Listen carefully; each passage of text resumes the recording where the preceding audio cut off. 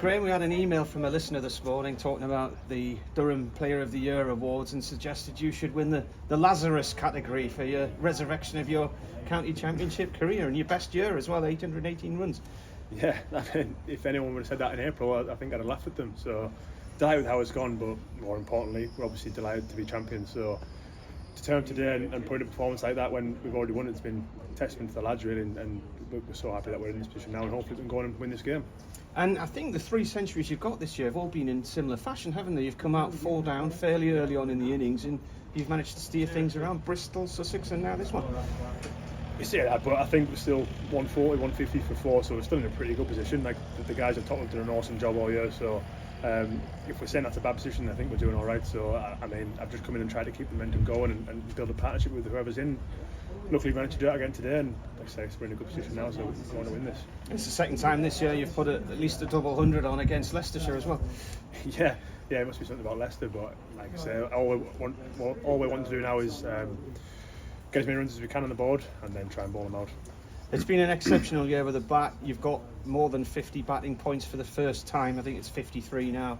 I mean, you've broken records set by a championship winning team in Division 1 in 2009 in a 16 match season. So to do that in a 14 match season when you've got to score 50 more runs these days compared to then, it's incredible.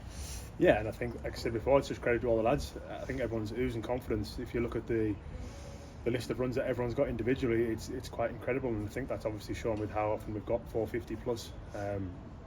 The likes of Leesy, who's just had an unbelievable season, backed up by Robbo, Bedders, Jonesy and Scotty there at number 3. So hopefully now this is a sign of things to come and we can be a real dominant batting side.